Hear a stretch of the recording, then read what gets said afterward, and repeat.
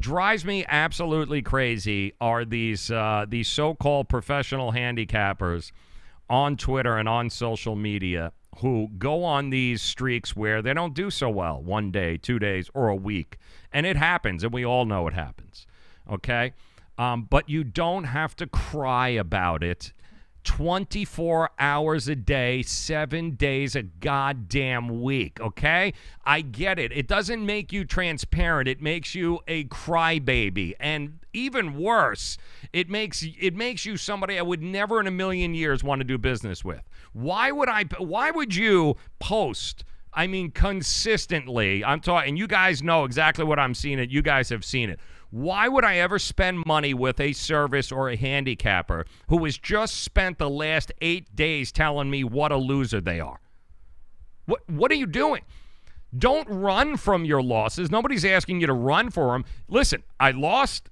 This was either I made the right decision, it was just a bad bounce, it was a bad beats are a part of the game, or you know what, it didn't go well, but you forget about it and you move on and you don't dwell on it. These handicappers right now, tip number one, guys, if you are looking for a service or somebody to help you when it comes to sports betting, then what I would do is look through the timeline of any one of these so-called professionals, okay? And if they spent an extended amount of time telling you and crying about the fact that they weren't, oh my God, I can't believe it, it's been horrible. Oh my God, don't ever use them. Don't ever use them. Absolutely avoid them like all hell. I have Ralph Michaels on this show every week from WagerTalk.com, and that's why I love the guys on WagerTalk.com, because none of these guys are like this. Ralph came on this show once here over the last 4 times. I think once, right? Ralph had given out a 4 or 5% bet, and unfortunately it didn't hit. You know what he did? He came on the show. He apologized for it. He broke it down as to why he chose what he chose and, unfortunately, why it didn't go the way he did. And then you know what Ralph did? He never talked about it again, ever. He didn't spend the next 4 shows talking about, oh, my God, I can't believe I didn't win. I can't believe. So please do me a favor, okay, handicappers. If you are going to claim to be this professional of all professionals, okay, then be that.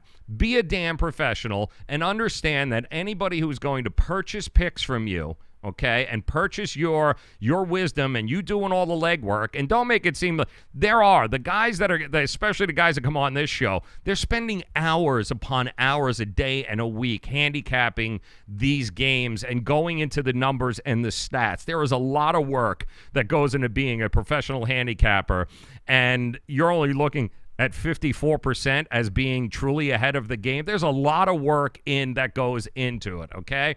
But everybody understands that inherently you are not going to win all the time, and there are going to be plays that just don't work out, okay? But when we say transparency, transparency isn't crying, okay, every time a play doesn't come through for you. And even worse, if there's a couple of days where they're not bouncing, the ball's not bouncing in your favor, and you do not continue to apologize every 30 seconds and make excuses about it. Nobody gives a shit. And more importantly, nobody wants to do business with a loser. Nobody. Oh, look at this guy. Look at the last 8 days. He's been crying. He's 1-9 in college basketball, and he hasn't stopped crying about it. Why don't I go ahead and spend money with him? What are you doing? Admit it. Say, listen, didn't win. This is why I didn't win. It was either I miscalculated on this, or I did this. I will never have a problem with a handicapper who tells me, didn't win that game, man. You know, I really thought this was what was going to happen. Unfortunately, it didn't come out. Great, because I understand the reasoning. Either I'm going to agree with your reasoning or I was going to disagree with you, but ultimately, you give me the pick, and I decide for myself if I'm going to play it. So it's not your fault. It's not the handicapper's fault. It's my fault for playing the bet. I either agree with you or I disagree with you. What I don't do is bitch and moan about it 24 hours a day, 7 days a week, and cry like, oh my God, I'm not going to run away from it. I'm going to stay. No. Nobody wants to do business with you. Nobody. And those people will never be on this show. I can promise you you. We will not be bringing any crybabies on this show making excuses for themselves or apologizing every time a pick doesn't go their way. Sorry, don't have enough time for it. We only want winners on this show. That's who we bring on. Guys that aren't afraid to say, hey, you know what? I was right. I was wrong. Next game. That's it. And that's all we're looking for here on this show. That's why we're bringing you guys like Money Pick Matt and Ralph Michaels and the captain and Mark Lawrence and Joe D'Amico and these guys and the whole crew that's going to be coming on, Sports Picks 365. These guys are the real deal. They know, here's my reasoning. Here's what happened. It either worked or it didn't work, but you know what? We got a whole new slate of games to go. Let's stop focusing on what's not happening, and let's try to start focusing on what will happen.